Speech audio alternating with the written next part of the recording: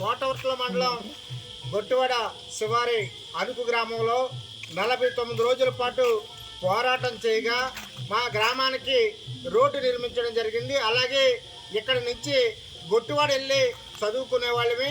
అప్పుడున్న ప్రభుత్వం స్పందించి 6 నెలల పాటు ఒక టీచర్ని ఏర్పాటు చేశారు. తర్వాత 6 నెలల నుంచి కూడా ఆ టీచర్ని మళ్ళా ఆపు చేయడం జరిగింది. అందువలన గిరిజన గ్రామంలో ఉన్న పిల్లలందరూ కూడా ఈరోజు చదువుకు దూరం అయ్యారు. ఇప్పుడు గతంలో ఉన్న ప్రభుత్వాలు కూడా ఆమడ దూరంలో ఉన్న గిరిజన గ్రామాలకి దారి సౌకర్యం, విద్య, వైద్యం అన్ని సౌకర్యాలు అందించేవారు. ఇప్పుడు రాష్ట్ర ప్రభుత్వముకు నిమ్మక నీరెత్తినట్లుగా వ్యవహరిస్తుంది. ఇప్పుడు మన విద్యాశాఖ మినిస్టర్ గారు లోకేష్ గారు ఆలోచించాలి.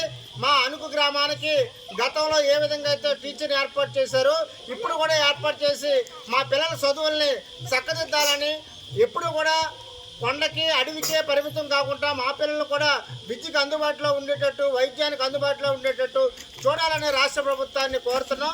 అలాగే ఇక్కడ ఉన్న ఎంఈఓ గారిని, అలాగే ఎండిఓ గారిని, ఎంఆర్ఓ గారిని కూడా మిక్కిలి వినయపూర్వకంగా కోరుతున్నాం. మా పిల్లలు ఇంచుమించులో 40-50 మంది పిల్లలు ఇక్కడ చదువుతున్నారు. ఆ పిల్లల విద్యార్థులు చదువు అయితే బాగుంది తప్ప స్కూల్ టీచర్ అనేది లేకపోవడం వల్ల మా చదువులని మధ్యంతరంగా నిలిచిపోతున్నాయి. అందువల్ల ఇక్కడ ఉన్న ఎండిఓ గారు, ఎంఈఓ గారు, ఎంఆర్ఓ గారు ఆలోచించి రేపు 12వ తారీఖు లోపలాగా మాకు స్కూల్ టీచర్ని ఏర్పాటు చేయాలి. లేని పక్షంలో మేమందరం కూడా ఎంఈ ఆఫీస్కి వచ్చి ధర్నా చేయాల్సి వస్తుందనేసి కోరుతున్నాం.